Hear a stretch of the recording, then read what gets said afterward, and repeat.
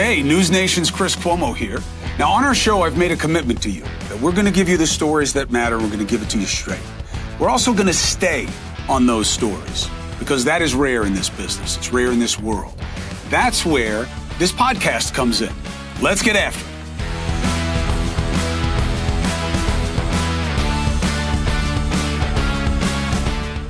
The new battle line in the Trump wars is his referring to a bloodbath if he doesn't win the election. Given all the incendiary things Trump has said about the last election and the next one, I understand the reason for concern. But that does not remove the concern for context. Here's what Trump said.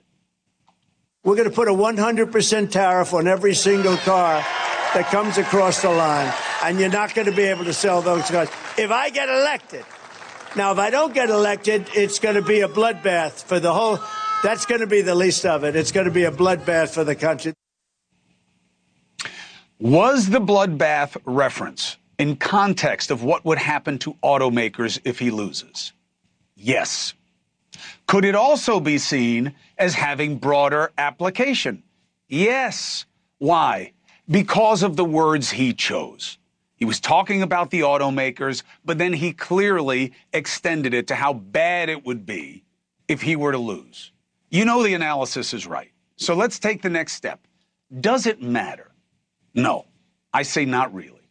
You combine Trump's appetite for gross exaggeration and aggrandizement, and of course he sees it as a mass tragedy if he loses. And it would be terrible in his mind for everyone and everything, including the automakers. Now, the justification for jumping on this is to make the point that Trump has dangerous intentions if elected. And there are many who believe that, center, left, and in the media. I have been clear. I think these assertions take Trump too seriously, okay? Look, if they help get the base out on the left, fine, that's politics. Use whatever tactics you want. But I think they take Trump too seriously, his sense of vision, strategy, and tactics way too seriously, meaning I don't think he has them. And even if Trump did have a real desire to be a despot, I believe that our institutions, that our nation is stronger, certainly, than Trump's designs.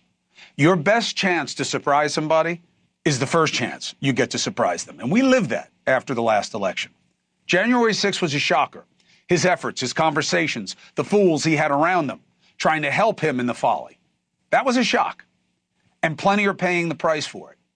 Now, we'll see if Trump does at the polls, but the idea that people are lining up to help Trump destroy our democracy if he wins again, at this point, to me, is more sound and fury that ultimately signifies nothing. But some on the left and in the media think that critiquing Trump will change minds. And they're going to keep at it, and they're going to keep losing. The real controversy is what was overlooked in all the Elon and Don drama. First, to all of you sending me notes about Don Lemon's show being released today and that it hasn't blown up the internet, haha. First of all, success takes time. And I personally have no interest in anything but seeing Don Lemon do well. So miss me with the hate parade, okay? I'm not on it. But that said, I do have a concern about his interview with Elon, especially because the part that mattered most got the least attention. They were arguing about the most important issue facing us in terms of the marketplace of ideas in our politics. There is absolutely a push to limit ideas on social media. And that's absolutely what was being laid at Elon's feet in that interview, that he should be taking steps to limit the amount, nature, and quality of conversations about a lot of things. But from the Democrat perspective, which was absolutely being advanced in that interview, right or wrong, is that Democrats are so lax on the southern border, so intent to let it be a free pass into the country because they are looking to boost populations in the states where they have major representation, right? So they get more population, more seats in Congress, and more potential future voters. Now, the merits of that argument aside, it is clearly something that should have its place in the debate. So now they've opened themselves up to this criticism by the lack of policy and by Biden insisting on doing nothing, even executive action, which to me is political malpractice, if not madness, but also by this line of thought that you shouldn't be allowed to hear those kinds of ideas because they don't agree with them. The razor's edge of it is all this. It's easy to dismiss what was being forced, okay? That he has a duty to influence the dialogue. Of course, as a private business, Elon Musk has the ability to have standards and guidelines, and they do. But this is no ordinary business, right? Where no shirts, no shoes, no service. All right, that's not a big deal. You can always go to the next restaurant. And there are other platforms, but Twitter is a huge part of the conversation space in our country. Congress has been playing at regulation, but they already passed regulation. They passed legislation as part of the Decency Act, what's often quoted as Section 230. Now, what that does is something unique that we don't have here at NewsNation. The New York Times doesn't have it. ABC News doesn't have it, which is statutory, right, legislation that gives people like Elon Musk, who run platforms like Twitter, a pass from any litigation regarding what's on his site. Okay? Now, in the case law that has litigated what that means, right? Very important. There is an implied good faith effort on the part of people like Elon to moderate what's on there. Now, it's not in the legislation. It's not even really in the decisions explicitly, but it is in there. So here's my question. And this, nobody talked about this, right? Don is pressing, don't you think you should stop this? And Elon made some good arguments about why he believes in the theory, but it was much more important that he deal with the question than just boot it aside by saying, I'm not going to answer your questions. Because beyond what is simply legal or illegal, like kiddie porn, okay? You can't have kiddie porn. It's illegal. All right. Once you move away from that, where should the line be? Are we even ready for any kind of real standard? Think about how different. What is it okay to debate now about the vaccine and COVID protocols versus during the pandemic, right? There's so many new questions. There's so many things now that would have been seen as incendiary then.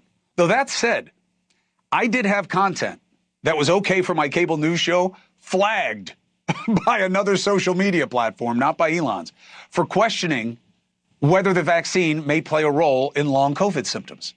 See, that's the point, though.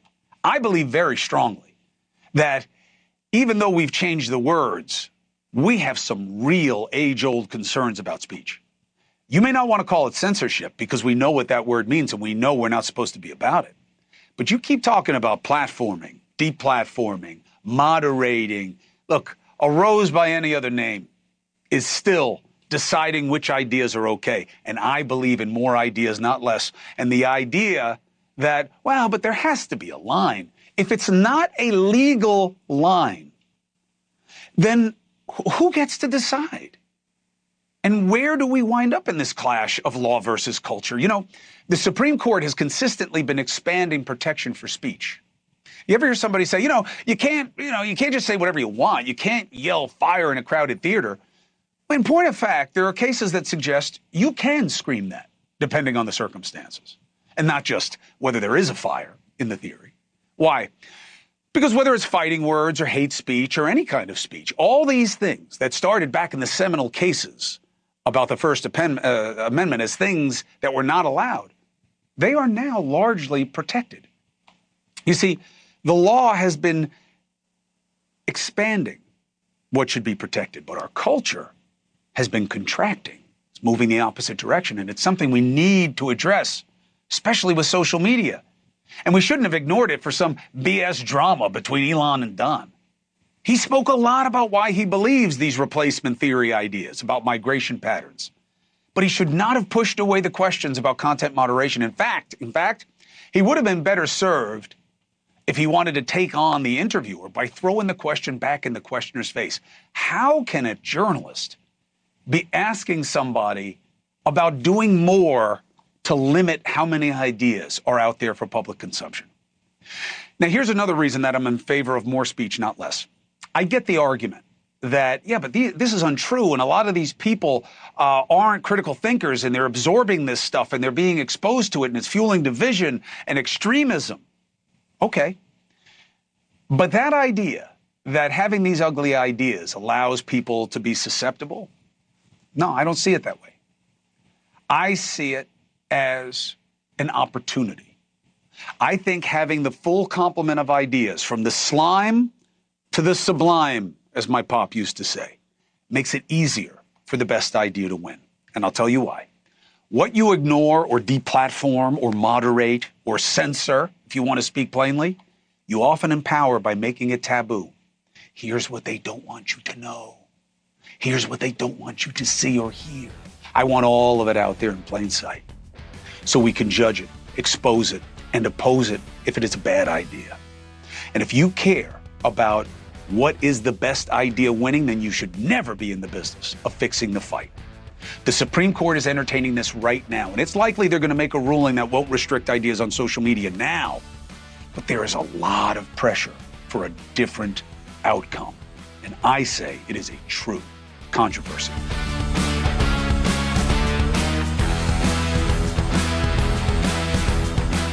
This is Chris Cuomo. Get my podcast, Let's Get After It, at newsnationnow.com or wherever you get podcasts.